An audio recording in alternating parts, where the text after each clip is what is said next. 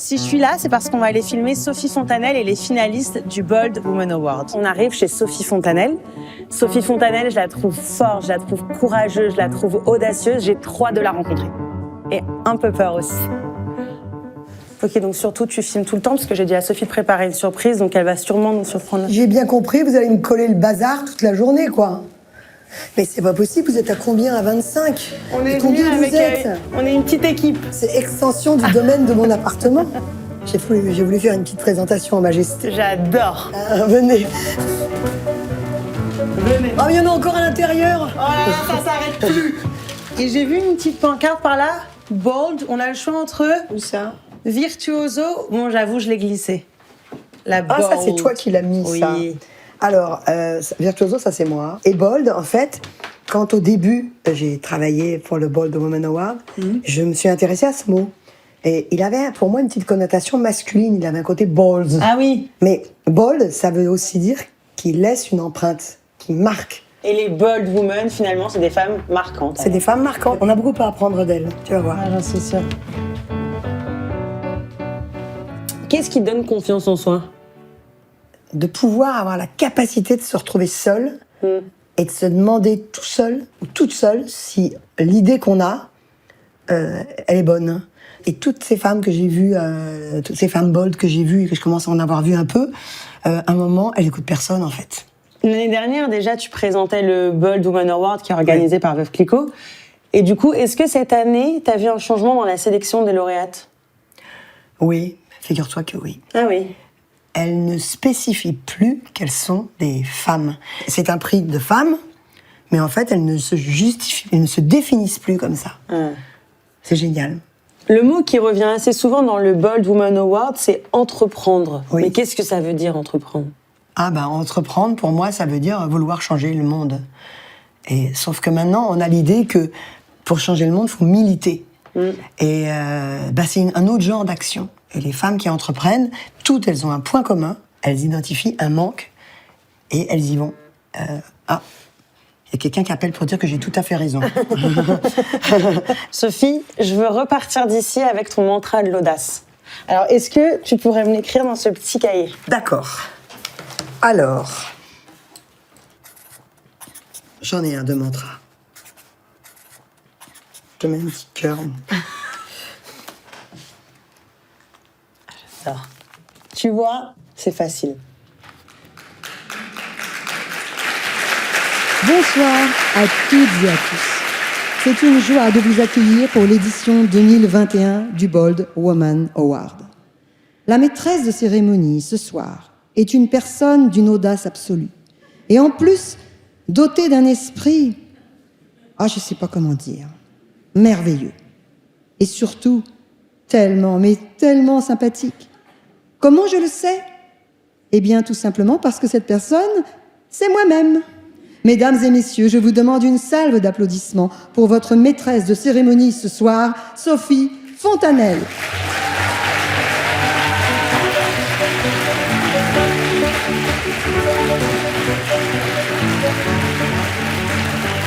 Merci. Vraiment, je suis étonnée, je ne m'attendais pas à un tel accueil. Qu'est-ce qui a bien pu déclencher ça? Je n'ai pourtant pas fait de forcing.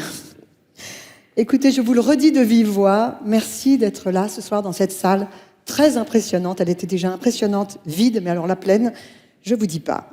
Et j'ai peut-être eu un peu d'audace en venant faire un peu le zouave là pour détendre l'atmosphère, mais c'est rien à côté de l'audace des femmes qui ont eu des Bold Woman Awards et qui sont là ce soir, parce que leur audace à elles, elle est économique, et elle n'est pas seulement économique, elle est vertigineuse. Et le but de ce Bold Woman Award, c'est de mettre en lumière ces femmes que j'admire incroyablement, parce que on peut dire qu'elles osent, bien sûr, qu'elles entreprennent, mais surtout, elles vont vers des portes qui sont fermées, en fait. Et c'est même pas qu'elles les défoncent, elles les ouvrent. Elle les ouvre toutes grandes. Et vous savez ce que ça fait? Et c'est pour ça que ça nous parle, en fait, encore plus, là. Ça fait de l'air, en fait. Et c'est un appel d'air. Et de l'air, on en a manqué. Ce soir, on va en avoir. Alors, pour ouvrir cette édition 2021 du Bold Woman Award, je vais demander à quelqu'un que j'aime beaucoup, à qui je fais une petite blague, de monter sur scène avec moi. Il est président de Veuve Clicquot. Vous voyez, c'est pas quelqu'un à qui on se dit qu'on va pouvoir faire des blagues comme ça tout de suite. Je peux dire des choses de lui qu'il ne peut pas dire de lui. Il ne peut pas dire de lui-même. Et je vais vous dire quelque chose, je vous jure, c'est profondément vrai. Cet homme, il a dans le regard une vigueur. Je dis ça sans sous-entendu. Il a une vigueur et une tendresse illimitée. Et moi, c'est pour ça que je suis là ce soir. C'est-à-dire que pour venir défendre des femmes, j'ai vu quelque chose dans les yeux de cet homme. Je vous demande d'accueillir Jean-Marc Gallo.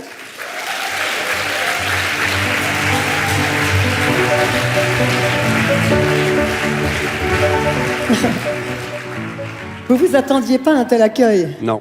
Hein? Vous attendiez pas à ces mots? C'est malin. Merci. Voilà. Merci Sophie. Bonsoir Sophie, bonsoir à toutes et bonsoir à tous. C'est un grand plaisir de vous accueillir ce soir dans ce lieu magique qu'on avait déjà découvert il y a 2 ans et de vous voir tous réunis ce soir pour cette cérémonie des Bold Woman Awards France 2021. C'est absolument merveilleux et nous sommes ravis de vous accueillir. Jean-Marc, elle a quoi de particulier cette cuvée? Alors cette cuvée, elle est très particulière, d'abord parce que elle se fait, j'espère, à l'issue d'une période que nous avons tous trouvée très difficile, et j'espère qu'on va pouvoir se réunir de plus en plus. Ça, on n'en a pas encore l'assurance.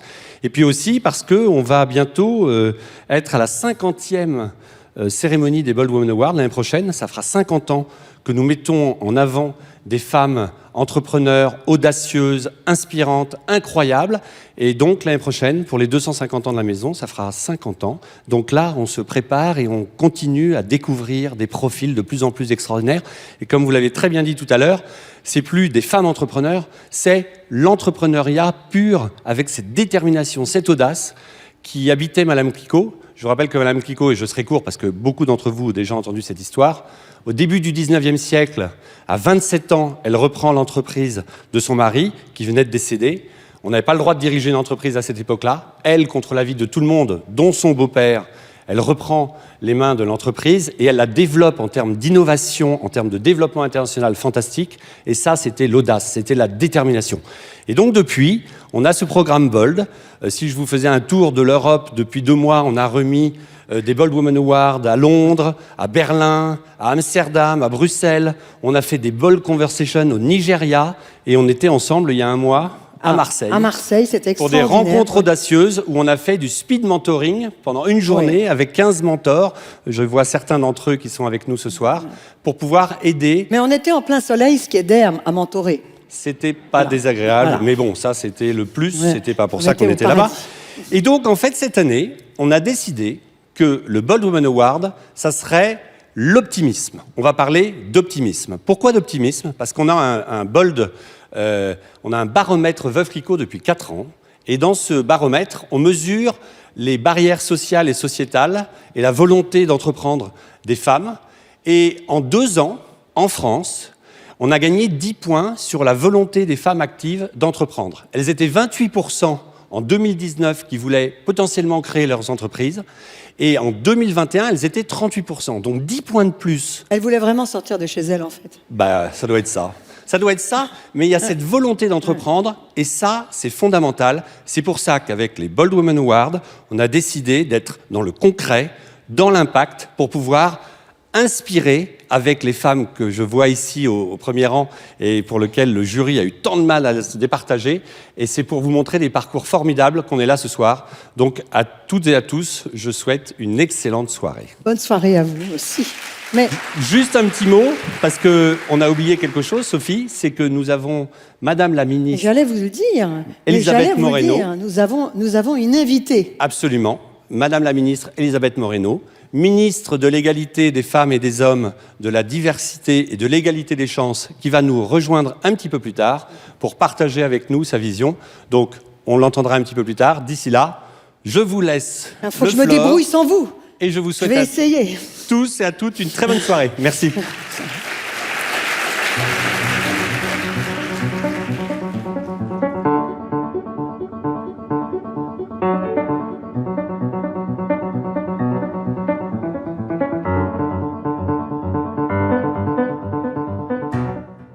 Alors les gens me demandent souvent comment sont départagées les candidates. J'ai même une amie, elle est dans la salle, qui pensait que c'était comme ça les gens de Veuve Clicquot qui décidaient. Ben non, en fait, c'est pas comme ça. Bon, on me pose tellement cette question, parce que ça fait 2 ans que je les accompagne, que de temps en temps, je dis c'est moi, en fait, qui décide. Mais personne ne me croit. Personne ne me croit parce que c'est bien trop sérieux, en fait. Et donc, j'ai essayé d'incruster le jury, mais ça n'a pas marché. Je m'en souviens, hein, c'était dans un grand hôtel parisien. Et j'ai fini par comprendre que ce jury était composé de 15 personnes très sérieuses. Ces personnes, chaque année, elles doivent départager des candidates. Elles s'écharpent, hein, avec beaucoup de politesse, mais elles s'écharpent. Ces personnes, elles sont incroyablement... comment dire c'est une bataille, hein. C'est pas du tout une bataille de polochon. D'après ce que j'ai compris, c'est une bataille d'arguments, parce qu'en fait, ce prix, il compte. Mais à chaque fois, j'en parlais encore tout à l'heure avec quelqu'un qui l'a eu, il compte vraiment, en fait.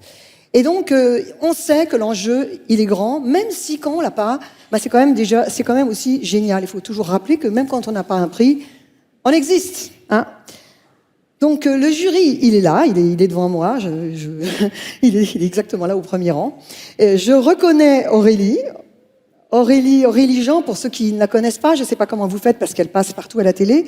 Elle est spécialiste, si c'est la vérité, des algorithmes. Aurélie, je te connais bien, tu vois, vraiment. Tu as le plafond de verre, tu as raconté un jour, d'ailleurs à une réunion bol, comment tu l'avais défoncé, quoi. Vraiment, c'est extraordinaire. Tu fais ça avec... en disant, je me suis maquillée toute seule, mais en fait, tu fais ça, tu ne te maquilles pas ton âme, tu fais ça avec beaucoup de vérité, voilà. Et j'ai quand même une question maintenant que je t'ai fait tous ces compliments à te poser, c'est comment tu fais pour pas mettre toutes les femmes ex aequo, en fait? Bah, écoute, tu parles au nom des autres aussi. Ouais, c'est une bonne question parce que moi j'étais tiraillée, parce que je ne savais pas pour qui choisir, on veut toutes les prendre. Et en fait, tu sais, c'est assez naturel, c'est-à-dire je pense qu'il faut en choisir une pour les mettre toutes en valeur, parce que c'est en choisissant une personne qu'on montre la voie, qu'on inspire, et qu'on montre l'exemple, et ça inspire tout le monde, et ça donne un peu de piment aussi à l'événement, donc au final on y arrive. J'étais sûre que tu allais me faire cette réponse. Et est-ce que tu peux pas me dire, là on est entre nous, qui a gagné tous ces prix? Bon, écoute, pour que tout le monde sache, Sophie me harcèle depuis 2 jours. Elle m'appelle, elle laisse des messages, elle m'envoie des emails. Il faut que t'arrêtes. J'ai essayé, mais ça n'a pas marché avec les autres. Je me suis dit... Mais même notre amitié ne joue pas dans ce cas-là. D'accord. Et je ne vais pas te dire maintenant, devant des millions de personnes, je ne te dirai pas qui sont les gagnantes. Eh ben tant pis. On continue. C'est le moment de remettre le Bold Future Award.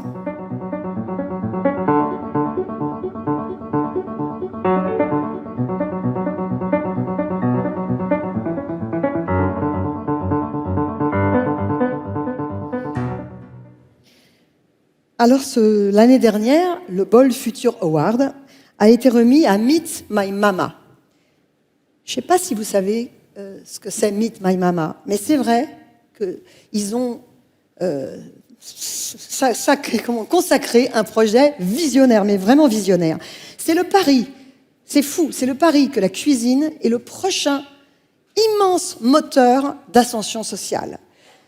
Et ça veut dire qu'en fait, avant, pour des gens qui démarraient en bas de l'échelle, il y avait le football et le rap. Et c'était pour les garçons, hein, tout ça.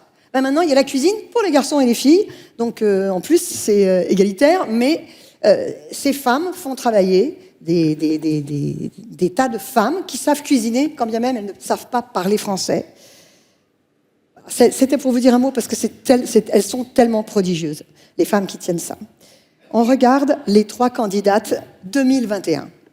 J'ai osé. J'ai pas écouté les gens qui me disaient non, on n'y va pas. Je me suis juste dit, mais en fait, si, moi j'y vais. Charlotte, je trouvais qu'il y avait quelque chose de vertueux dans ton projet. Vas-y, alors raconte-moi. Que j'ai fondé donc il y a maintenant 2 ans une marque de cachemire qui s'appelle Linnea Lund. L'idée, c'est vraiment de démocratiser le cachemire. Oui, mais il y a une question que tout le monde se pose. Comment tu fais pour que ça coûte pas horriblement cher?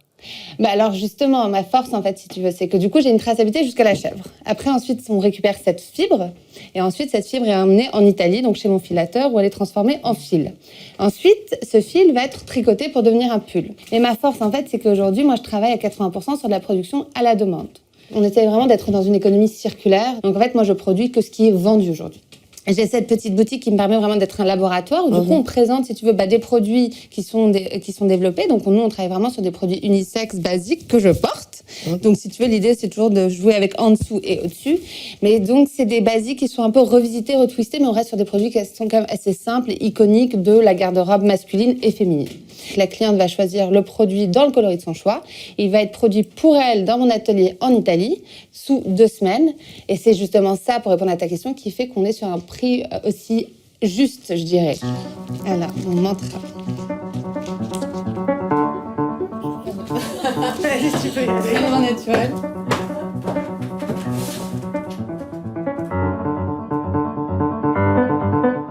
Amélia, vous avez fondé Coloris et j'ai vu que c'est une initiation à l'informatique sans écran.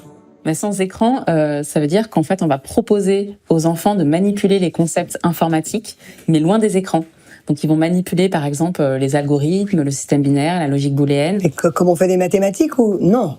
Surtout à travers, d'abord, un conte qu'on a écrit, qu'on lit aux enfants, et qui met en scène un petit garçon et une petite fille, un petit garçon métis et une petite fille, qui tous deux incarnent le manque de diversité qu'on observe aujourd'hui dans les métiers du numérique. Parce que le numérique façonne notre société, et donc on a besoin que ces outils soient conçus par une grande diversité de personnes. Et ça va les aider à pas avoir peur du monde dans lequel ils seront, en fait. Oui, et plus que pas avoir peur, nous, notre conviction, c'est que le savoir, c'est le pouvoir. Et on a envie de donner ce pouvoir à tous les enfants, dans tous les territoires, pour proposer ces apprentissages. Amélia, vous avez un regard volontaire et serein. Est-ce qu'à des moments, il n'y a pas eu ce regard? Est-ce que vous avez des moments de douter? Oui, à de très nombreuses reprises. Voilà, le chemin de l'entrepreneuriat est semé d'embûches. Alors il vient d'où ce regard? Je pense qu'il vient de toutes les personnes qui m'entourent, qui me sont chères, qui m'encouragent. J'ai toujours été accompagnée, guidée, emmenée par des femmes plus puissantes que moi.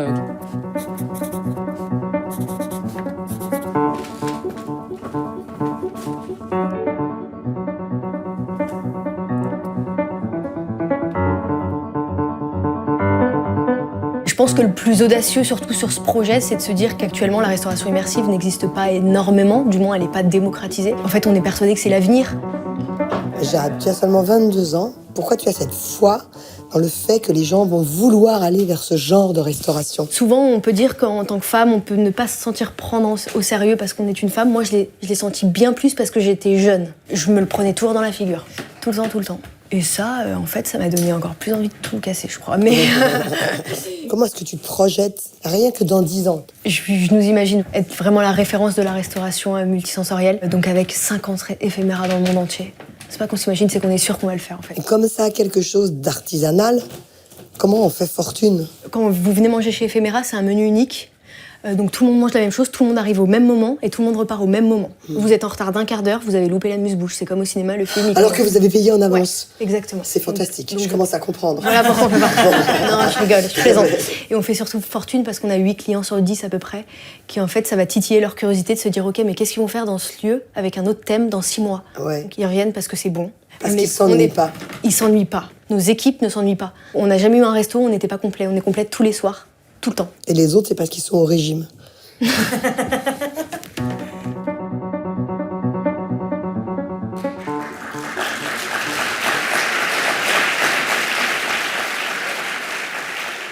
C'est pas facile à départager, vous voyez, hein.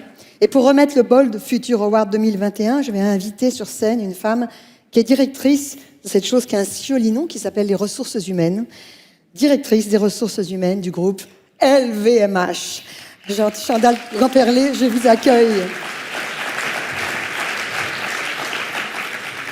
Bonsoir Chantal. Bonsoir Sophie. Chantal, je sais que vous n'auriez presque pas besoin de questions, tellement je sais que vous avez des choses à dire. Mais je vais quand même vous en poser une, parce que quand on est dans un si grand groupe, voyez, qu'est-ce que ça veut dire? Quelle est votre relation à l'entrepreneuriat, en fait? Il y a beaucoup de salariés chez vous. Il y a beaucoup de salariés. Effectivement, et l'entrepreneuriat est une valeur essentielle dans le groupe LVMH. Avant d'en parler, j'aimerais dire, et on l'a vu avec ces formidables femmes et jeunes femmes qui ont présenté leur projet, l'optimisme, c'est la thématique de ce soir. Et l'optimisme, c'est important parce que c'est ça qui nous porte, c'est ça qui fait avancer un projet, avancer des convictions. Et vous l'avez dit, c'est difficile de départager. Malgré tout, il faut que quelqu'un soit mis sous le coup de projecteur ce soir, même si toutes ont fait un travail formidable. Et donc, j'aimerais toutes vous féliciter pour les projets présentés, pour votre courage et puis pour votre énergie.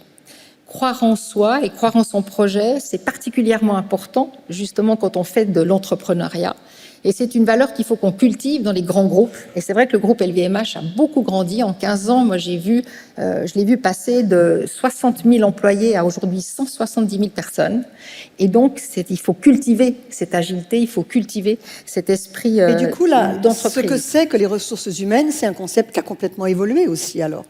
Les ressources humaines ont évolué et chez nous, on dit toujours, et c'est un slogan dans de nombreuses entreprises, et je crois que chez nous, c'est avéré, mais à chaque instant et à tous les niveaux de la hiérarchie, c'est que c'est les femmes et les hommes qui font la différence. Alors chez LVMH, c'est plus les femmes, parce que nous sommes un groupe de femmes, on a 70%, plus de 70% de nos effectifs, dont les 170 000 qui sont des femmes.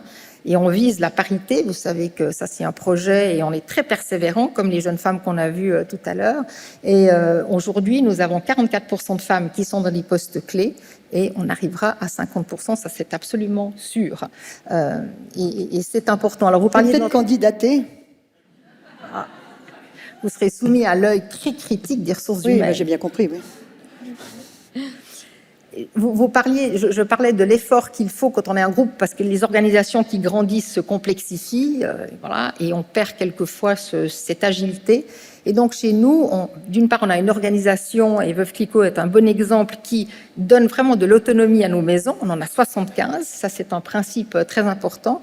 Et deuxièmement, on alimente cette agilité, cet esprit d'entrepreneuriat par des initiatives internes. L'une d'entre elles, par exemple, qu'on a lancée il y a quelques années et qui produit des projets formidables, s'appelle DARE, et le nom est déjà assez révélateur. DARE, c'est un appel à idées qu'on a fait à tous nos salariés qui peuvent présenter un projet, et vous l'avez dit tout à l'heure, comment est-ce que, quand on a un problème, comment est-ce qu'on pourrait améliorer, comment est-ce qu'on peut trouver des solutions. Et donc ça, c'est une des manières qu'on a pour entretenir cet esprit d'entrepreneuriat. Et si vous me permettez, j'aimerais donc féliciter toutes les nominées, toutes les femmes d'ailleurs. Ici, c'est la soirée des femmes. Donc, même si vous avez dit, elles n'ont pas dit qu'elles étaient femmes, je pense qu'il y a encore du travail. On est optimiste, mais il faut être réaliste en même temps.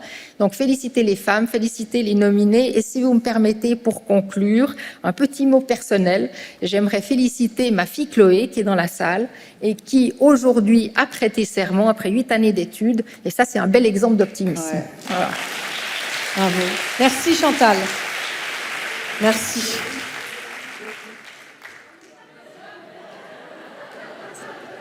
Je faillis à tous mes devoirs. Mais c'est vous qui avez raté. Oui. Vous auriez dû me dire, restez sur scène. Moi, je me disais, les femmes obéissent en général. J'aurais obéi. Alors, il faut le remettre, ce prix. Voilà. Qui est la lauréate? La lauréate est Amélia Matar. Oui. Amélia, il faut venir.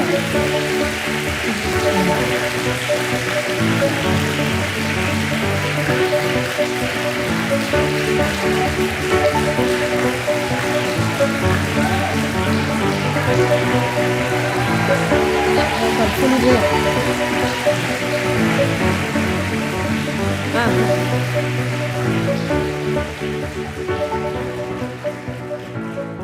Mais nous, on a des awards très lourds. Je vais tenir le prix pendant que vous vous exprimez. Ah, okay. Amélia, c'est votre maman. C'est pour ça que je voyais, on est très discrète, parce que c'est à vous de parler. Je voyais que tout à l'heure, tout le monde disait, mais qu'est-ce que je vais faire si je dois parler? Et bien voilà, c'est le moment d'oublier la peur. Je suis contente d'avoir gagné, parce que comme ça, j'ai pas préparé un speech pour rien. Non, mais les autres, elles le diront tout à l'heure quand on boira un coup. Je suis très heureuse d'être là devant vous ce soir. Alors, je crois que c'est le moment où je dois remercier mon père, ma mère, ma maîtresse de CM1. Mais je vais pas faire ça, je vais être sympa avec vous. Je vais juste prendre le temps de remercier 3 personnes. Tout d'abord, Nicolas Baron, mon âme sœur, depuis 15 ans, qui est là avec moi ce soir aussi.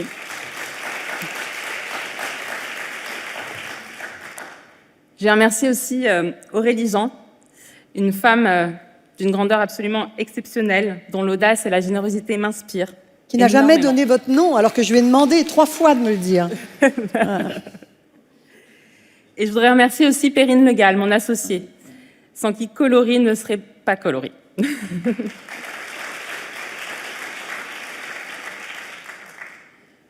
Obtenir ce prix ce soir signifie quelque chose de très important, un changement de paradigme qui va au-delà de mes propres actions, il me semble. Vous tous ici, prenez conscience que l'éducation est le premier vecteur de transformation du monde. Vraiment. Aujourd'hui, en 2021, 260 millions d'enfants dans le monde n'iront pas à l'école. L'éducation est un enjeu de civilisation pour la liberté, la cohésion sociale, pour la transformation profonde de nos sociétés, je le redis. Je vais citer quelqu'un que j'aime beaucoup, même si elle peut parfois être abrupte dans ses propos. C'est Maria Montessori qui m'inspire énormément dans mon travail. Elle disait « L'enfant est pour l'humanité à la fois un espoir et une promesse. En prenant soin de cet embryon comme de notre trésor le plus précieux, nous travaillons à faire grandir l'humanité. » À l'heure du numérique, de la data, de ce monde sans cesse algorithmisé, nous avons le devoir moral d'aider nos enfants à y naviguer en les protégeant. C'est pour ça que j'ai créé Coloris. Et sa mission, former tous les enfants de 3 à 8 ans aux sciences informatiques sans écran, par le jeu, le conte, les activités de motricité. Par l'imagination aussi. Par l'imagination, absolument. On est bien souvent à cheval avec l'art plastique, d'ailleurs. Merci, merci de croire en Coloris. Je vous remercie. Je vous remercie toutes les deux. Là, maintenant, vous allez pouvoir partir, Chantal. Il me reste juste quelques phrases. Je ne vais pas être longue. Il faut de l'audace pour s'atteler au sujet de l'éducation, oui, pour plusieurs raisons. Déjà, parce que c'est un sujet qui est vaste. On parle d'environ 2 milliards d'enfants sur Terre. Et c'est un sujet qui est au cœur de nos sociétés, qui est crucial pour notre avenir à tous, je le redis, je le martèle. Former les enfants d'aujourd'hui pour leur permettre de construire le monde de demain, un monde responsable, démocratique, respectueux de la vie, innovant, où le progrès donne la mélodie. À l'heure où je vous parle, nous, Coloris, nous sommes installés dans près de 100 écoles sur le territoire en France, c'est pas mal, c'est bien, mais c'est rien, à côté des 15 000 écoles maternelles qui nous restent à aller chercher. Et je suis déterminée. D'ici 5 ans, nous aurons initié 1 million d'enfants au numérique sans écran. Et grâce à vous, je vais y arriver. Vous m'ouvrez à moi, mais aussi à toute l'équipe Coloris à qui je dédie ce prix, parce que vraiment, sans cette équipe, je ne ferais rien. Le champ des possibles pour l'avenir. Les enfants vous remercient. Merci. Merci, Amélia. Je n'ose plus demander à Chantal de repartir. C'est la 3e fois. Mais merci beaucoup.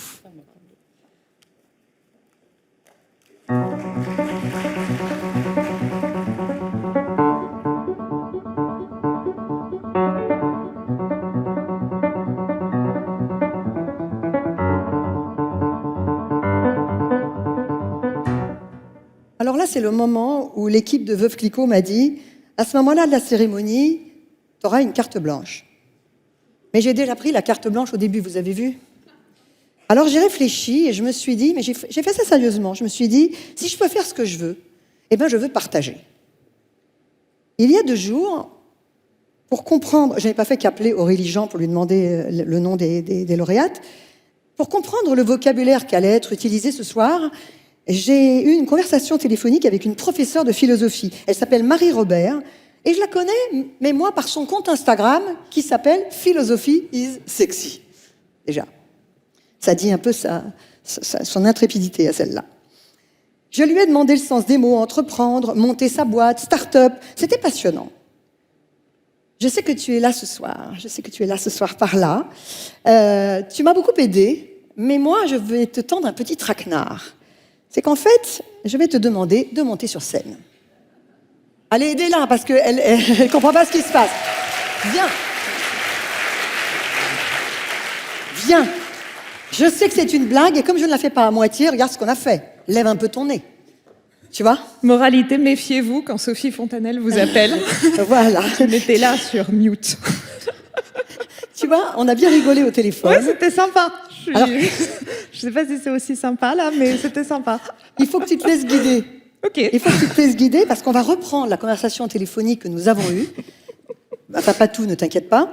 Mais nous allons reprendre une partie, là, en live, devant les gens. Donc, je lis mes fiches. Hein. Je t'ai demandé le mot entreprendre. Je sais que j'ai fait du latin. Je sais que j'ai fait du latin. J'ai fait du latin. Je sais que ça vient du latin. Mais tu m'as expliqué exactement ce que ça voulait dire, entreprendre. Oui, entreprendre, ça veut dire saisir avec la main. Et c'est quand même formidable d'imaginer saisir avec la main. C'est s'emparer, en fait. Littéralement, c'est attraper. C'est vraiment s'accaparer. Il y a quelque chose de très fort dans la notion. Et alors, tu vas me dire, mais c'est attraper quoi ? Et en fait, je crois... Non, j'avais des idées. Bon, vas-y. Attraper l'avenir. C'est ça. J'essaie de trouver un truc un peu... Enfin, voilà. L'avenir. C'est pas mal. Je te laisse. T'as Non, d'autres idées non. Non, mais on le voit très bien en regardant ce soir nos trois candidates et notre lauréate. C'est vraiment attraper son destin. Et je crois que c'est vraiment ça. Entreprendre, c'est plonger dans le présent. Donc il y a vraiment cette idée de mettre la main dans le cambouis avec toutes les difficultés que ça représente, mais y aller, on y va, on Vous comprenez attrape. pourquoi je lui ai dit de venir ? J'aurais jamais pu le dire aussi bien. Et après, je t'ai demandé le mot intrépidité. Je t'ai dit, est-ce que c'est la même racine qu'entreprendre ? Non, alors c'est pas la même racine, Oh non ! mais c'est mon mot préféré. C'est un de mes mots préférés. Ah oui, on en a parlé tout à l'heure de l'intrépidité. Non, c'est pas du tout, c'est pas la même racine parce que intrépide, et c'est très drôle d'ailleurs, ça vient de tremblant, timide. Donc en fait, être intrépide, cette détermination sans faille, on l'a à l'aune de notre tremblement. C'est-à-dire qu'on est intrépide parce qu'on est super flippé, en fait. Ah oui, un peu comme Jean-Marc. Non, pardon, j'ai le droit de plaisanter un tout petit peu ce soir. Non, il va. Je suis plus là l'année prochaine, hein, je le dis. Alors, surtout, je pensais, tu vas voir, l'enchaînement est pas mal, parce que je pensais à une phrase de Victor Hugo qui dit « Rien n'est plus intrépide qu'un forçat ». C'est beau comme phrase. C'est beau, c'est très beau. Alors ensuite, je t'ai demandé l'optimisme, parce que Jean-Marc a parlé d'optimisme, et Chantal aussi en a parlé. Au Bold Woman Award, ils adorent ce mot. Mais alors moi, j'ai une question. Est-ce qu'il y a une fraîcheur dans ce mot ? Est-ce qu'elle est compatible avec le réalisme ? Oui, alors bien souvent, d'ailleurs, on les oppose. L'optimisme, c'est voir le bien, et voir le bien partout, et c'est plutôt une belle idée. Et évidemment, on se dit que le réalisme, c'est pas tout à fait le bien partout, et on a 2-3 exemples. Alors moi, je suis plutôt favorable à l'idée de l'optimisme responsable. Tu vois, pour réconcilier les deux, l'optimisme responsable, c'est-à-dire avoir la lucidité d'une pensée pessimiste. On a des aléas, la vie est difficile, laborieuse. Amélia a rappelé combien nos combats étaient nécessaires. Et en même temps, avoir l'audace, la volonté de l'action. Et c'est ça l'optimisme, c'est-à-dire avoir plongé dans l'action suffisamment en se disant si le bien, j'y crois, je vais le créer surtout. Si je le cherche, si je le vois, je vais avoir envie de le créer. Et il y a cette phrase de Camus qui dit il faut avoir le courage d'une pensée pessimiste et celui d'une action optimiste. Oh, c'est trop beau. On dirait qu'elle a fait ça toute sa vie, non ? Hein ? C'est ça un valait métier. le coup de la prendre au dépourvu. Alors ensuite, monter sa boîte. Je t'ai demandé, moi je voulais que tu me dises que c'était trivial et tu m'as dit l'inverse. Non, c'est trop bien. Monter sa boîte, c'est de l'argot du 19e siècle, qui veut dire l'atelier. L'atelier, vraiment, l'atelier de l'ouvrier, c'est vraiment le lieu de fabrication, en fait, la boîte. Ouais. Ça vient vraiment de là. Et on comprend bien pourquoi monter sa boîte, c'est vraiment y aller, fabriquer, c'est le lieu de la créativité, en fait, où là, tout est possible. C'est le lieu du possible. Et alors, quand on a monté sa boîte, on a donc une start-up. Il paraît. Ce mot anglais. Alors moi, je m'attendais, voilà, je me suis dit, qu'est-ce qu'elle va pouvoir dire sur start-up? Je pensais pas grand-chose, et alors là, ça a été une fontaine. Je vais essayer d'être un peu moins bavarde parce qu'on en a pour 6 heures. Ils vont se dire merde, quand est-ce qu'on avance? Non, start-up, évidemment, start, le commencement. Mais alors, ce qui est génial, c'est de se dire, mais finalement, chaque entreprise a un jour été une start-up. Chaque entreprise, chaque projet a un jour donné naissance.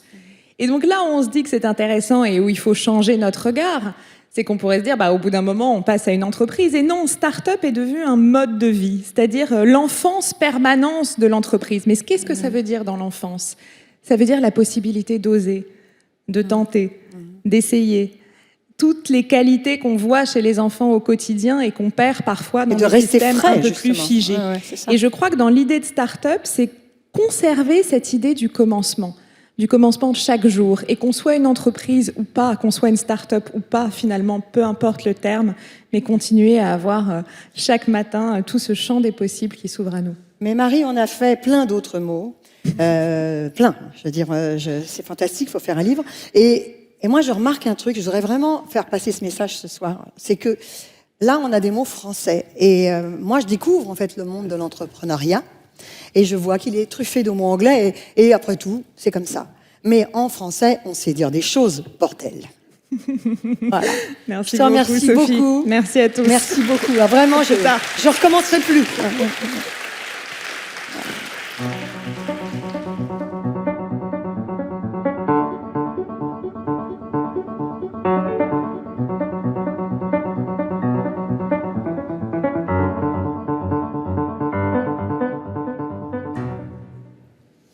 Alors, le Bold Champion Award, il est très particulier. C'est un prix... Moi, à chaque fois, je dis, pourquoi on remet un prix à un homme? Parce que c'est un prix, le champion, c'est un homme. Et pour nous l'expliquer, en fait, pour aller droit au but, et pour remettre aussi ce prix, je vais demander à Carole Bildé, directrice du marketing et de la communication de Veuve Clicquot, que je connais très bien, de me rejoindre sur scène. Carole, j'ai tout de suite une question d'attaque. Dis-moi. Bonjour à tous. Oui, bon. Bonjour quand même, c'est poli. Je n'avais pas pensé que toi, tu n'avais pas dit bonsoir. Mais qu'est-ce que ça vient faire, un prix pour les hommes quand on fête les femmes? Tu sais que tu m'as déjà demandé l'année dernière. Je te l'ai demandé, pas sur scène. Non, c'est vrai. Je te l'ai demandé dans la vie, au café. Alors, c'est une question, ça compte pas, on dit au café. Non, ça compte pas. C'est une question qu'on me pose tout le temps. Les gens comprennent pas, ils disent mais pourquoi? Qu'est-ce qu'un homme vient faire dans cette histoire? Mais c'est super important et la réponse elle est très très simple. Parce qu'on ne change pas le monde avec la moitié du monde. Voilà. Rien que pour cette phrase, ça vaut le coup. C'est un peu philosophe, non, tout ça, non? C'est pas mal. C'est la phrase que tu m'avais dite au café. Mais ça marche encore, génial. Tu vois, c'est juste une évidence, quoi. L'année dernière, c'est Gérald Carcenti, il doit être quelque part, Gérald est par là, qu'il a eu ce Bold Champion Award. Rappelle en quoi il consiste. Alors, ce prix, c'est pas un prix qui est sur candidature, mais peut-être qu'on devrait changer ça et que l'année prochaine, on va demander à des hommes de candidater. Ce prix, il récompense des hommes qui s'emploient à travers des actions concrètes. C'est important. Oui, pas de blabla. Pas de blabla. Ou pas juste des grands discours qui disent les femmes, c'est formidable, etc. Ce sont des hommes qui, à travers des actions concrètes, aident à rendre les femmes plus visibles ou tout simplement à donner à des femmes les mêmes chances de réussir ou de réaliser leurs projets. Voilà, c'est aussi simple que ça. Alors maintenant, cet homme, je connais la réponse, moi, donc je vais faire comme si je ne la connaissais pas, parce que j'ai beaucoup aussi parlé avec toi au téléphone. Est-ce qu'il est difficile à trouver ? Alors oui, et on pensait que d'année en année, on a créé ce prix il y a 3 ans, on pensait que d'année en année, ça allait être de plus en plus facile, et franchement, c'est pas facile. Alors, il y a 2 hypothèses. Il y a une hypothèse qui dit que les hommes sont hyper timides, et qu'en fait, ils se montrent pas, ils disent pas ce qu'ils font, etc. Bon, c'est une hypothèse. Et il y a une deuxième hypothèse, qui est que peut-être qu'il n'y en a pas assez. Alors, comme on est très très optimiste, on a envie de penser que c'est la première solution. Et je vais demander à tous les hommes qui sont là et toutes les femmes qui sont là, qui demandent à leurs copains qui font des trucs formidables, de lever la main pour l'année prochaine. Et en plus, si on leur demande de candidater, etc., s'il vous plaît, manifestez-vous si vous faites des trucs formidables. Ou en tout cas, même si vous n'en faites pas, faites-en plus, quoi. Allez-y, lancez-vous. Vous allez voir, c'est pas horrible. C'est pas mal. Oui, mais il faut qu'il fasse vraiment quelque chose, concret. comme celui de cette année, car alors on a cherché, mais alors il est encore plus précieux parce qu'on l'a cherché beaucoup et alors on a trouvé un super. Voilà, c'est extraordinaire. Vous en avez trouvé un extraordinaire. Ouais, il est super. Donc je le dis. C'est qui? Je dis ce qu'il fait, moi, déjà. Ah bah tu peux dire ce qu'il fait, puis après moi je dis qui il est. Je dis ce qu'il fait, c'est qu'il fédère des gens qui font du travail d'aide à la personne. Ça peut être du babysitting, ça peut être du ménage, ça peut être de l'aide à la personne, une personne âgée. Et ces gens qui vivent dans une nébuleuse où il n'y a pas de structure, qui n'ont aucun moyen de se défendre dans le marché du travail, eh ben, il les aide. Et évidemment, vous le savez très bien, que ces gens, ce sont des femmes. Il s'appelle Guillaume Richard, il est le fondateur et PDG de WeCare.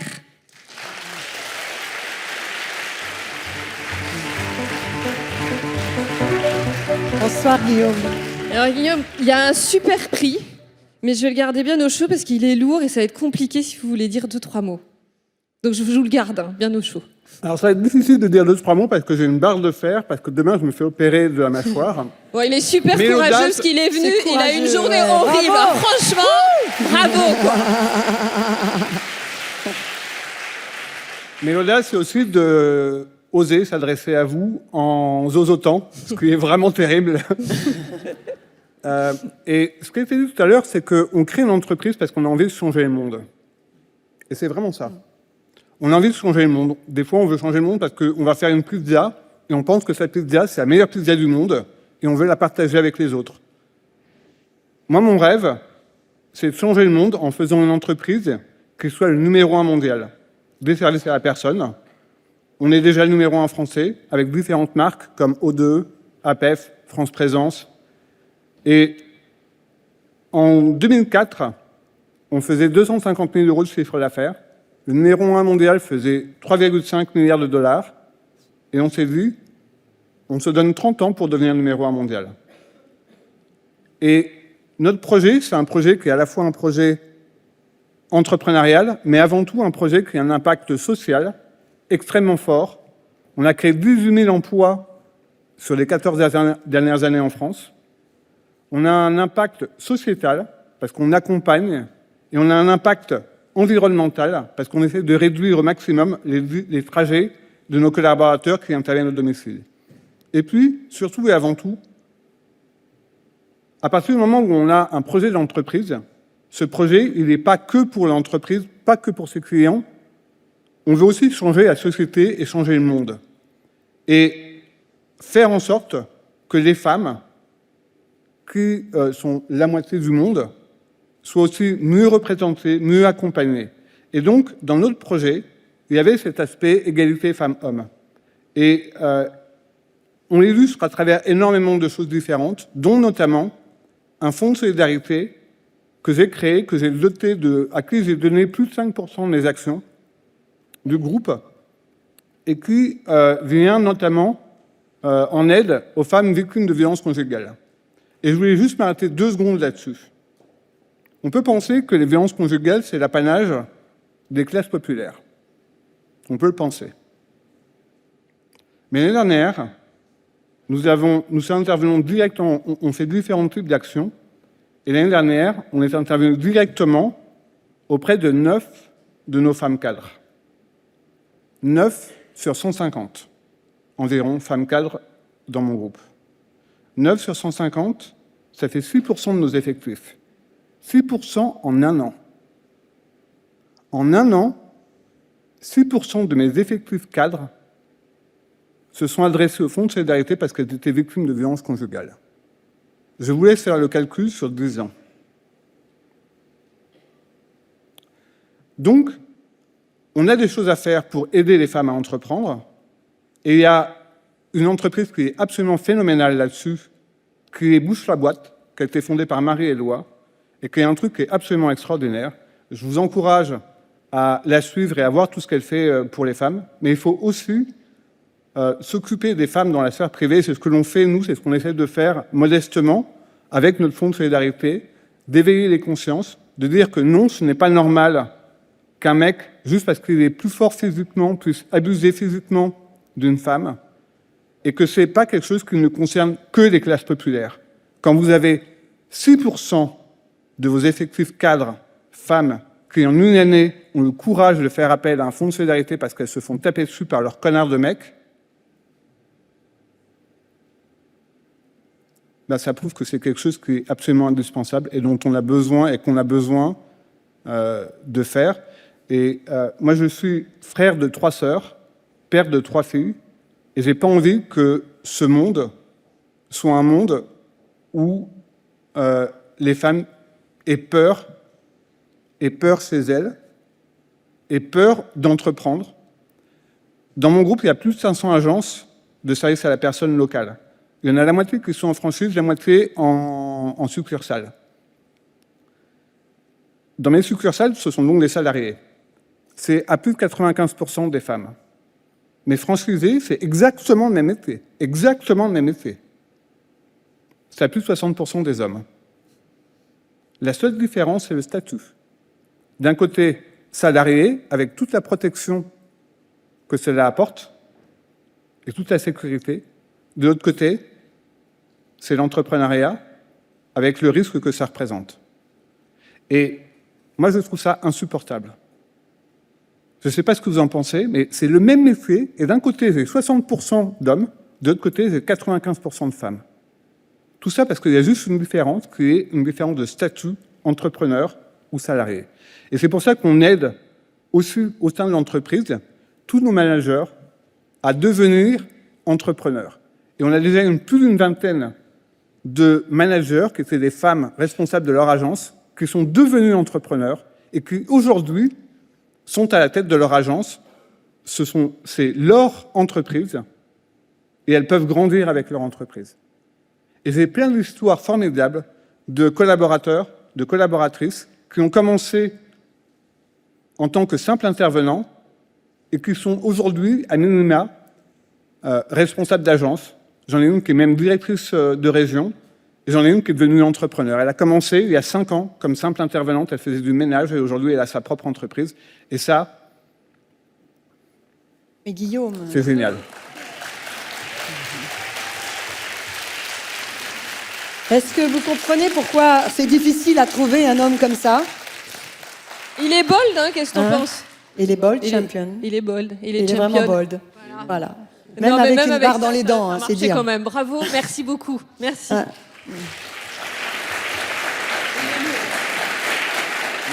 Ah, merci, merci Guillaume. Merci.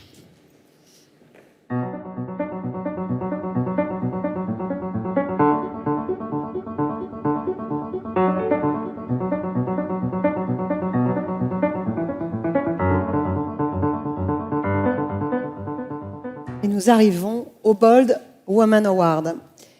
L'année dernière, la lauréate du Bold Woman Award était Juliette Lévy, qui a fondé Oh My Cream. Ah oui, on peut l'applaudir, vraiment. C'est prodigieux. Ce qui est prodigieux, c'est que... Où elle est, Juliette? Ah, voilà.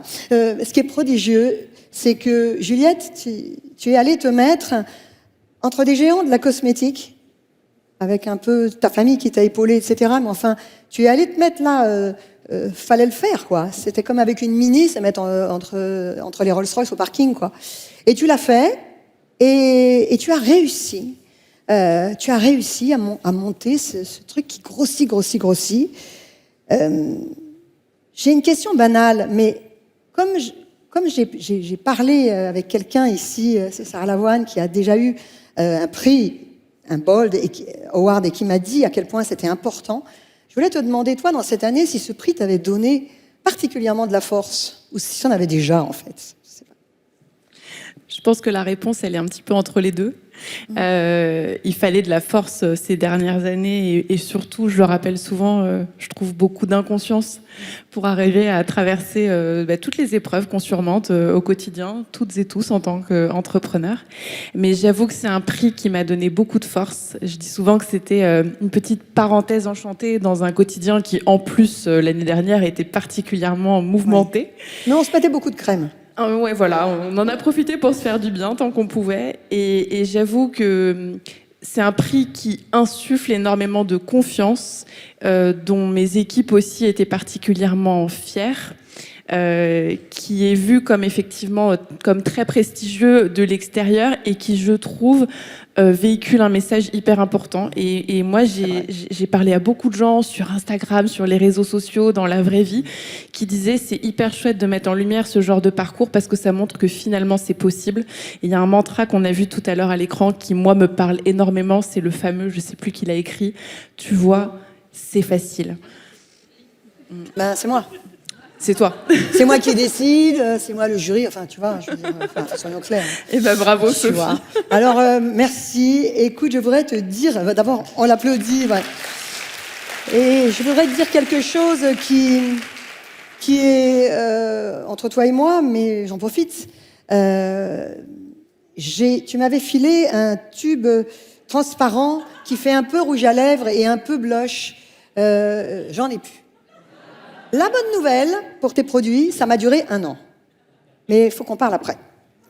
Voilà. Donc cette année, il y a 3 candidates, évidemment, au Bold Woman Award. Je suis heureuse de ne pas avoir eu à les départager. Quelqu'un l'a dit que c'était difficile. Mais vraiment, j'en aurais été incapable. Mais je vais vous dire pourquoi. Pas parce que... On peut dire oui, parce qu'elles sont toutes géniales, mais c'est pas ça. C'est qu'elles sont dans des domaines complètement différents. Donc j'aurais dit, mais qui s'embête qu'on donne un prix à chacune? Qui c'est qui va s'en rendre compte? Mais il faut choisir. On a vu tout à l'heure pourquoi, Aurélie expliquait pourquoi il fallait choisir. Donc je vais demander à nos candidates de nous rejoindre sur scène.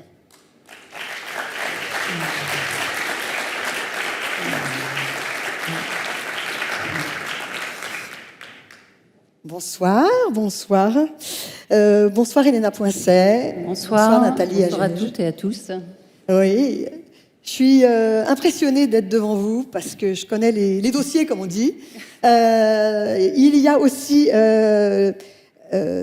quelqu'un qui n'est pas là, qui est Lucie Bache. Donc on la voit là, elle est à New York. Et on va tout à l'heure trouver un moyen de parler avec elle un tout petit peu, enfin si je puis dire. Mais je vais commencer par vous, Nathalie Agege. Vous avez fondé Pronim en 2001. Et vous savez quoi ? Je vais vous laisser dire de quoi il s'agit. Moi, évidemment, je le sais par cœur. Même, j'étais supposée le dire, mais je vais vous laisser le dire, vous. Alors, j'ai créé Pronim en 2001, sortie d'une idée. Donc, je sortais de mes études, je suis docteur en biologie moléculaire, et j'ai inventé quelque chose qui n'a rien à voir avec mes études. J'ai inventé une technologie qui permet de mettre dans une microbie, une microcapsule, ça s'appelle comme ça, un actif naturel pour l'appliquer sur les tissus. C'était très très tôt avant le développement durable et en fait j'ai inventé une nouvelle chimie, une chimie inoffensive pour l'homme, éco-responsable, qui était un anti-acarien. Donc 20% de la population souffre de maladies respiratoires liées aux acariens de la poussière. Et en fait aujourd'hui je traite 30% de toutes les couettes et les oreillers qui sont vendus sur le marché français avec tous les distributeurs et fabricants. Et en fait j'ai inventé une chimie, j'ai construit une usine, un laboratoire de recherche. Et il faut savoir que quand on est un petit peu à l'écart de l'industrie de la chimie, de l'industrie du textile, je connaissais vraiment rien de tout ça. Il faut vraiment savoir puiser en soi toutes les ressources, la confiance en soi, tous les mots dont on a parlé depuis tout à l'heure, pour croire en ces idées, pour se dire qu'on est novateur, qu'on est futuriste et qu'on peut construire une usine, qu'on peut investir, qu'on peut aller se vendre. Aujourd'hui, je fais 80% de mon chiffre d'affaires à l'international. Je suis une emblématique des traitements, de la fonctionnalisation des tissus. Je fais ce qu'on appelle les tissus intelligents et je suis une personne emblématique dans cette industrie. Et en fait, je pense qu'il faut vraiment aller au fond de soi-même pour faire tout ce parcours. Vous avez résolu le problème, si je puis dire, des puces de lit. Donc, on verra pourquoi Elena Poincet est aussi mon héroïne, mais pour ceci, vous êtes vraiment mon héroïne. Et Elena Poincet, de toute manière, je ne pourrais pas m'aventurer à résumer ce que vous faites, à part que j'ai envie de vous demander si vous avez été agent secret, je vais vous le demander à un moment donné. Mais vous avez été militaire et aujourd'hui, vous faites autre chose. Et je vais vous laisser, vous aussi, parler de ce que vous faites, qui est aussi totalement passionnant. Effectivement, donc je suis présidente de la société Tetris et que j'ai cofondée avec Laurent Oudot. Et nous éditons une solution de cyberdéfense qui permet de lutter contre le cyberespionnage et le cybersabotage. Alors quand on dit ça, qu'est-ce que ça veut dire ? Ça veut dire qu'on a développé des algorithmes, de l'intelligence artificielle, etc., des systèmes, des capteurs extrêmement intelligents que l'on place dans les stations de travail, les ordinateurs, les serveurs, les téléphones mobiles, sur les réseaux des entreprises. Et tout ça agrège et s'emboîte sur une plateforme globale et qui permet d'analyser et de neutraliser aussi en temps réel et sans action humaine, et bien justement un ransomware qui arriverait dans une entreprise. Voilà. Mais votre travail est extraordinaire. Mais comment est-ce qu'on fait pour pas, comme dans James Bond, être recruté par le méchant ? Comment vous arrivez à rester chez les gentils ? Alors ça c'est vraiment une très bonne question, Sophie, parce que en fait de nombreuses fois on nous a sollicité avec Laurent justement pour faire du noir, comme on dit, voire du gris. Et en fait voilà, nous ce qu'on veut c'est être éthique. Ethical et hacker éthique, ça c'est vraiment notre volonté. Et puis surtout security and ethic by design. Et ça c'est la force de Tetris, justement de rester dans le monde blanc. Bon, eh bien écoutez, pour celle qui n'est pas là et qui est géniale aussi, qui est la fondatrice de Too Good To Go, si vous connaissez, qui lutte contre le gaspillage alimentaire, on a une petite vidéo. Pardonnez la qualité de la vidéo, mais où on la voit. Bonjour Sophie, je suis Lucie, la cofondatrice de Too Good To Go. Bon, je suis hyper désolée de ne pas pouvoir être avec vous ce soir. Effectivement, je suis à New York où je passe la plupart de mon temps en ce moment, puisqu'on a lancé il y a tout juste un an maintenant Too Good To Go aux États-Unis également. Voilà, ce qu'elle fait, c'est prodigieux, non ? Qu'est-ce qui se passe ? Ce qu'elle fait, c'est prodigieux. Je vais demander. Jean-Marc, je savais que j'aurais encore besoin de vous. Je savais que j'aurais toujours besoin de vous. Il faut que vous veniez remettre le Bold Woman Award. Moi, je ne veux pas le remettre seul. Je veux le remettre avec vous. Voilà.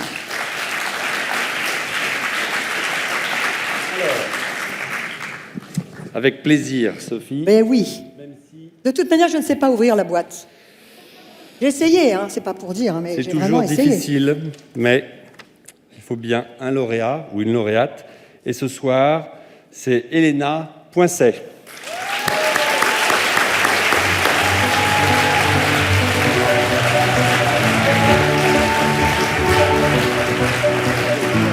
On est là.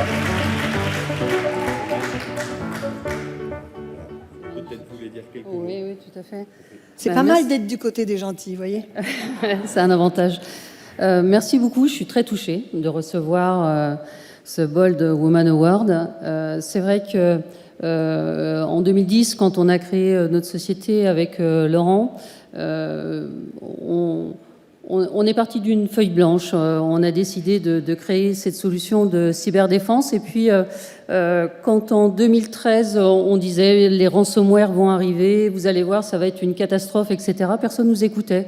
On expliquait que la Terre était ronde et on nous précisait que la Terre était plate. Donc, on n'a pas bien compris. On a vécu 2 ans très dur dans un tunnel. J'écoutais même la radio pour rire. Donc heureusement qu'on avait l'esprit combatif. Il faut que j'appelle aussi Elena Poincet, moi. On s'appelle. Voilà, c'est ça, pour rire ensemble, Sophie. Et effectivement, donc on a décidé à partir de notre PME, start-up, où nous étions 6. Quand les Américains et les Israéliens sont arrivés sur le territoire national en expliquant à tout le monde qu'ils avaient une solution miracle pour lutter contre le ransomware, et bien à partir de ce moment-là, on a pu faire une croissance à 2 chiffres, ce qui est bien dommage parce qu'on innovait et personne ne nous reconnaissait ce talent. Bon, Et à l'heure d'aujourd'hui, donc nous avons fait une série B. Nous étions 50 il y a un an, nous sommes plus de 200 à l'heure d'aujourd'hui. Notre objectif, bien sûr, eh bien, c'est de devenir un leader dans notre domaine de la cybersécurité, parce que tout le hardware, tout le software ne sont pas français. Et donc nous sommes, nous, un tiers de confiance, parce que nous nous plaçons à l'intérieur des machines. Et nos clients sont les grands comptes du CAC 40. Et là, on prévoit de se déployer en Allemagne, en Espagne, Canada, Singapour, etc. Donc le but, c'est de devenir vraiment un très fort leader. Et je remercie aussi toute la team Tetris, parce que tous ces ingénieurs qui sont là parce que justement, il y a un sens dans le travail, un sens parce qu'on lutte contre la cybercriminalité, parce qu'on travaille pour nos clients, et puis aussi on crée de l'emploi sur notre territoire. Voilà, merci Bravo. à vous tous. Bravo. Bravo et merci. Bravo et merci. Et ben, pour terminer cette soirée, nous avons une invitée. Nous avons une invitée, mais je vous laisse dire qui est notre invitée. C'est avec très très grand plaisir que nous accueillons Madame la Ministre en charge de l'égalité des femmes et des hommes, de la diversité et de l'égalité des chances, Elisabeth Moreno, qui vient de nous rejoindre et à qui je laisse le plaisir et l'honneur de conclure cette session. Donc, Madame la Ministre. Et veuillez nous rejoindre.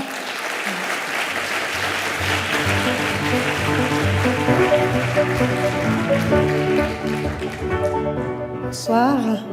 Bonsoir. Sophie, comment allez-vous? Mais je vais très bien et je trouvais que c'était une excellente idée de vous entendre sur ce que fait un gouvernement, parce que les femmes, elles font des choses de manière individuelle, elles se battent, mais sans ce qu'on appellerait pudiquement un contexte global, on ne peut rien faire.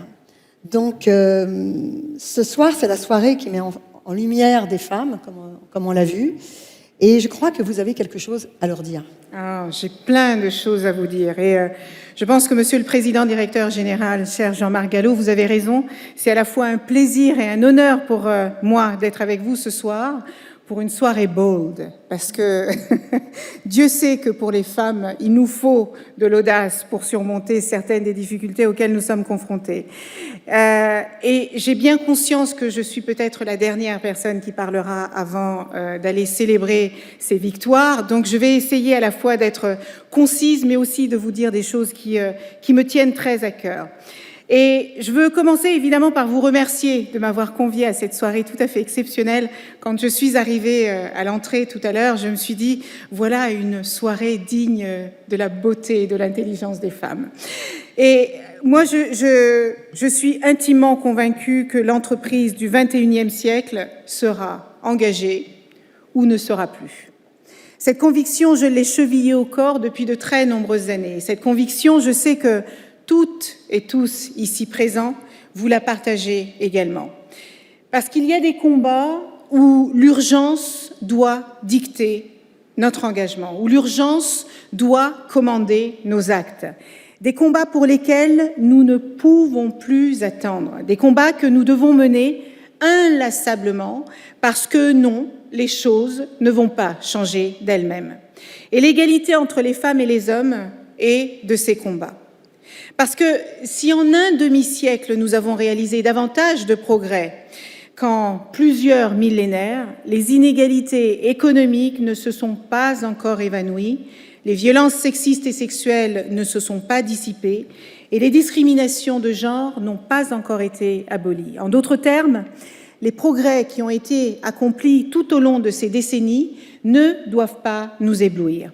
Et la fragilité persistante de la place des femmes dans notre société doit évidemment nous alerter, et elle doit nous alerter en permanence. La crise sanitaire que nous traversons nous l'a prouvé de différentes manières. Les femmes ont été les premières victimes de cette crise sanitaire et elles en ont aussi été en première ligne. En première ligne dans nos hôpitaux, dans nos grandes surfaces, dans nos écoles, etc., etc. Et l'égalité entre les femmes et les hommes n'est donc pas encore parachevée. Et ce combat pour l'égalité entre les femmes et les hommes n'est pas un combat de quelques-uns contre quelques autres. Les femmes ne se battent pas pour conquérir la moitié du ciel. Elles se battent simplement pour vivre dignement, pour s'accomplir, pour se réaliser et réaliser leurs rêves. Et les chiffres en la matière sont assez têtus parce qu'en 2021, les écarts de rémunération entre les femmes et les hommes à compétences et responsabilités équivalents sont encore de 15%. Pourquoi ? Pourquoi est-ce qu'une femme qui a les mêmes diplômes, les mêmes compétences, les mêmes responsabilités et les mêmes ambitions, pourquoi est-ce qu'elle gagne 15% de moins qu'un homme ? Parce que les hommes ne veulent pas lâcher leurs jouets. Les hommes ne veulent pas lâcher leurs jouets. Mais nous, on veut juste jouer le même jeu, tout simplement. Alors comment accepter qu'en 2021, les femmes ne constituent que 25% des membres des comités de direction des entreprises du SBF 120 ? Comment accepter que seulement 30% des nouvelles entreprises soient créées par des femmes et que les grands fonds de la place de Paris n'allouent que 3% de leur investissement à des projets portés par des femmes ? Comment accepter que seulement 12% des startups de la tech soient créées par des femmes alors que c'est là que l'avenir se joue ? Comment accepter que 30% des femmes travaillent à temps partiel subi ? Je ne parle pas des femmes qui choisissent pour des raisons personnelles, familiales de travailler à temps partiel. Je parle de celles à qui on dit « écoutez, c'est mieux pour vous et pour votre famille ». Et enfin, comment accepter qu'au moment de la retraite, tenez-vous bien. Non, je vais vous poser la question. Combien pensez-vous que les femmes touchent de moins au moment où elles arrivent à la retraite ? Non, mais André, je t'ai vu souffler. 42%. Au moment où les femmes arrivent à la retraite, elles gagnent 42% de moins sur leur pension de retraite que les hommes. Et après, on se pose la question de savoir pourquoi, la plupart du temps, ce sont les femmes qui vivent sous le seuil de pauvreté. Alors, ces inégalités ne sont plus acceptables. Et établir l'égalité, ça n'est pas leur accorder une faveur. Établir l'égalité, ça n'est pas leur accorder la charité. Établir l'égalité, c'est simplement réparer une injustice qu'aujourd'hui, rien ne saurait justifier. C'est une injustice qui, hier, était ensevelie sous l'indifférence collective, qui était tolérée, mais qui aujourd'hui est devenue intolérable, et en grande partie parce que les générations millennials ne l'acceptent plus. Et non, les femmes ne doivent pas accepter d'être moins bien payées. Non, il n'est pas acceptable que les femmes occupent des métiers essentiels, pourtant les moins reconnus et les moins valorisés. Non, les femmes ne doivent pas accepter d'être absentes des tables où se prennent les décisions, parce que toutes les décisions qui sont prises dans la société concernent au moins 50% de la population et qu'il est normal que ce pourcentage de la population soit également représenté. Et je crois qu'aujourd'hui, il n'y a plus ni prétexte ni excuse. Oui, je crois que nous avons besoin de tous les talents pour redresser notre économie dans une situation aussi terrible que le monde a vécue et auquel notre pays n'a pas échappé. Oui, nous avons besoin que les femmes soient présentes dans les filières scientifiques et dans les métiers d'avenir que sont les nouvelles technologies. Et oui, face aux inégalités, c'est toute notre société qui doit faire bloc. Et c'est toute notre société qui doit s'engager, parce que l'égalité ne se décrète pas. L'égalité ne jaillit pas par un claquement de doigts dans une société qui demeure à maints égards très patriarcale et plutôt sexiste. L'égalité, c'est quelque chose qui se construit pas à pas et surtout, elle se construit sur un engagement collectif et une mobilisation globale. Parce qu'il faut savoir le reconnaître. L'État ne peut pas tout seul. Évidemment, le gouvernement a une responsabilité. C'est pour ça que nous avons créé en 2018 l'index égalité professionnelle. C'est un outil de transparence qui, depuis 2 ans maintenant, a fait ses preuves, ou plutôt commence à faire ses preuves. Et si on constate qu'il reste beaucoup de progrès à faire pour faire bouger les lignes, eh bien on sent aussi que de plus en plus d'entreprises s'engagent sur ces sujets. Et le gouvernement a également allongé le congé paternité de 14 à 28 jours. Pourquoi ? Parce qu'il il faut qu'on arrête de dire à une jeune femme « Oh là là, vous êtes jeune, si je vous embauche, vous pouvez avoir un enfant et vous allez vous arrêter de travailler ». Si on peut dire qu'un homme peut aussi s'arrêter pour s'occuper d'un enfant qui naît, eh bien on crée un peu plus d'égalité. De la même manière, nous avons créé le service des pensions alimentaires pour lutter contre les impayés qui plongent beaucoup de femmes et leurs enfants sous le seuil de pauvreté, si ce n'est pas dans la précarité. Et enfin, je soutiens résolument depuis quelques mois la proposition de loi portée par Marie-Pierre Rixain et Christophe Castaner pour l'égalité économique et professionnelle. Cette loi passe de la place des femmes dans les instances dirigeantes des entreprises à l'aide aux familles monoparentales, en passant par l'entrepreneuriat féminin et la féminisation des filières d'enseignement supérieur. Et elle s'adresse au final à toutes les jeunes filles et à toutes les femmes de notre pays. Mais je le répète, le gouvernement seul ne peut pas tout. Et ce soir, devant vous, je lance un appel aux entreprises. Parce que cocher une case RSE à la fin d'une année fiscale ne suffit plus. Le temps est venu d'assumer une véritable responsabilité sociétale et citoyenne. Parce que, voyez-vous, en tant qu'ancienne chef d'entreprise, j'ai l'intime conviction que les entreprises les plus performantes seront demain celles qui seront les plus engagées, celles qui ressembleront le plus à leurs clients, celles qui feront en sorte que leurs collaborateurs se sentent fiers d'y travailler parce qu'elles porteront des valeurs d'inclusion. Et si l'égalité est un enjeu de justice sociale, c'est aussi un levier d'attractivité et de compétitivité. En d'autres termes, je dis à ces entreprises, osez la parité, vous ne le regretterez pas. Osez donner aux femmes la juste place qu'elles méritent. Et je mesure encore les réserves qui restent, l'hostilité parfois de certains, et je comprends aussi les inquiétudes qui sont expliquées. Mais je veux croire que tout est possible parce que rien n'est figé, et je reste résolument optimiste, et je peux être optimiste parce que je sais l'engagement notamment de la veuve Clicquot en la matière. Parce que votre maison, dont Madame Clicquot avait repris les rênes dès 1805, œuvre depuis très longtemps en faveur de la promotion des femmes. Depuis 1972, plus précisément, une date qui coïncide avec la première loi relative à l'égalité de rémunération entre les femmes et les hommes. Oui, parce que depuis 1972, une loi a été votée pour dire que les femmes et les hommes, à responsabilité égale, doivent toucher le même salaire. Bon, 50 ans après, le moins qu'on puisse dire, c'est qu'il reste encore du travail à faire. Et je crois que c'est tout un symbole de voir qu'une entreprise comme la vôtre s'est engagée sur ces sujets. Et votre entreprise est donc pionnière. Et je crois que l'égalité est véritablement dans son ADN.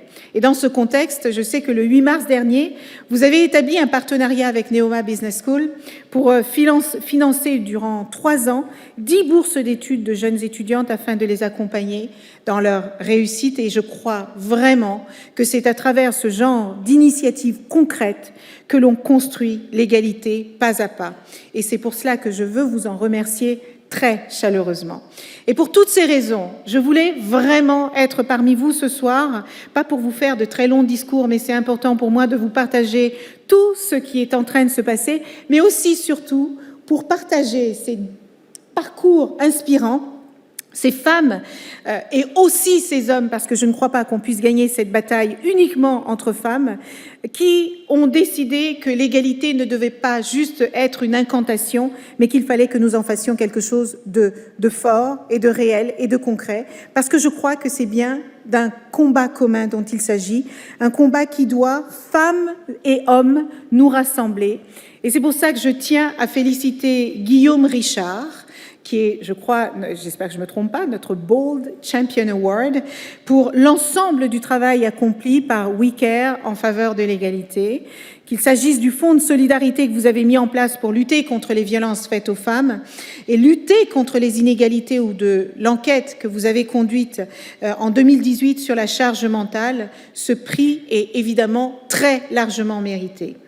Et avant de conclure, permettez-moi de dire un mot sur l'entrepreneuriat. Entreprendre, c'est en quelque sorte conquérir sa liberté. Je vous le dis parce que moi, je l'ai fait à l'âge de 20 ans Et je crois que si ma carrière a pris la tournure qu'elle a prise, c'est parce que l'entrepreneuriat m'a ouvert des opportunités auxquelles je n'aurais pas imaginé. Entreprendre, c'est s'affranchir des limites que l'on voudrait parfois nous imposer. Entreprendre, c'est prendre des risques en permanence. Et entreprendre, finalement, c'est choisir avec un C majuscule. Et comme l'a révélé la seconde édition du baromètre international sur l'entrepreneuriat féminin qu'a conduit la veuve Clicquot dans 17 pays, eh bien, les femmes ont envie d'entreprendre. 38% des Françaises aspirent à créer leur entreprise, soit une hausse de 10 points par rapport à 2019. Et j'entends que c'est parce que les femmes, après cette crise sanitaire sans précédent, ont envie de donner du sens, elles ont envie de contribuer au développement de notre société différemment. Il s'agit là, je crois, d'une excellente nouvelle pour notre pays. Mais ne faisons pas preuve de cécité. Des biais sont à l'œuvre lorsqu'il s'agit pour les femmes d'accéder au financement, par exemple, pour créer ou faire grandir leur entreprise. Ils aboutissent à ce que les femmes aient 30% de chances de moins que les hommes de voir leur demande de financement aboutir. 30% de chances de moins que les hommes de trouver des financements. C'est pourquoi j'ai voulu renouveler avec BPI France l'accord cadre relatif à la promotion et au financement de l'entrepreneuriat féminin dans tous nos territoires, dans les zones rurales, sur les territoires ultramarins, pour faire en sorte que les femmes aient les mêmes chances de réussir que les hommes dans l'entrepreneuriat. Je crois qu'il est crucial de soutenir les femmes entrepreneurs qui veulent donner un autre sens à leur vie, qui créent de l'activité, qui créent des emplois et qui contribuent directement à l'émancipation économique des femmes et de notre pays. Et c'est pourquoi les Bold Women Awards sont si importants, parce que je considère qu'il est primordial de mettre de mettre ces femmes dans la lumière et leur permettre de devenir les rôles modèles dont les jeunes filles ont besoin aujourd'hui. Ces femmes qui, par leur succès, par leur courage, par leur persévérance, en inspirent beaucoup d'autres en cascade et qui nous aident à élargir nos horizons trop souvent étriqués. Alors, Elena Poincet et Amélia Mattar, je veux vous dire combien vous êtes des rôles modèles magnifiques et extrêmement concrètes et réelles. Vous nous montrez que c'est possible et je veux vous remercier et vous dire bravo à toutes les deux pour vos parcours inspirants qui forcent l'admiration de tous et de toutes. Mesdames, Messieurs, applaudissez-les.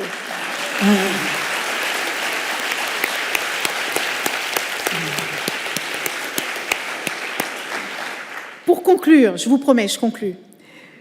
Je veux vous dire que le combat pour la parité n'est pas un combat idéologique. Ça n'est un combat ni de gauche ni de droite. Il n'oppose pas non plus les femmes aux hommes, ni une génération à une autre. Le combat pour la parité est un enjeu de société qui nous concerne toutes et tous. C'est un défi culturel permanent pour, au bout du compte, une fois éteint, que nous puissions vivre toutes et tous dans une société plus juste et plus égalitaire. Et les entreprises, en tant qu'actrices de la cité, et parce qu'elles ne sont pas imperméables aux inégalités et aux discriminations, ont un rôle essentiel à jouer, un rôle déterminant. Et je sais que vous toutes et vous tous ici présents en avez à la fois la conviction, mais aussi la conscience. Je sais que vous avez déjà opéré cette révolution silencieuse et je veux encore une fois vous en remercier, mais il faut encore aller plus loin. Et il faut que cette révolution silencieuse essaime partout. Il faut que nos jeunes filles ne se posent plus de questions sur leur place dans la société. Il faut qu'elles ne se posent plus de questions dans leur capacité à réaliser de grandes choses. Et il faut qu'elles sentent que non seulement elles ont toute leur place, mais qu'elles peuvent y briller, qu'elles peuvent réussir et qu'avec elles, c'est tout notre pays qui réussira. Le temps de l'égalité en actes est venu, ça n'est pas négociable et ce n'est pas un combat que nous devons mener à moitié, alors menons-le ensemble. Merci beaucoup. Merci beaucoup. Merci. Merci. Restez avec moi, je vais conclure. Venez avec moi. Je vais conclure et c'est la fin de cette cérémonie. Et il y a quelque chose que vous avez dit à un moment donné, et c'est drôle parce que l'idée m'a traversée tout à l'heure en regardant la salle. Moi, j'ai une requête pour l'année prochaine. Si je suis encore là. J'ai une requête pour l'année prochaine. Oui, je vois. Bon, j'espère un petit peu sur quelques boissons après pour aider, mais bon. Et j'ai une requête pour l'année prochaine, c'est que je voudrais que dans cette salle-là, il y ait des petites filles, des gamines, qu'il y ait des étudiantes de 18 ans, de 19 ans des écoles, qu'il y ait ces filles, parce que là, on est des gens matures, en fait, hein, en train de parler de quelque chose, mais ceux qu'il faut aller en papaouter avec ces merveilleuses idées qui est véhiculée ce soir, c'est ces gamines. Et je pense que ça les intéresserait beaucoup. Peut-être les plus petites s'emmerderaient un peu, mais on saura les mater. Voilà, merci beaucoup à vous tous et merci à vous.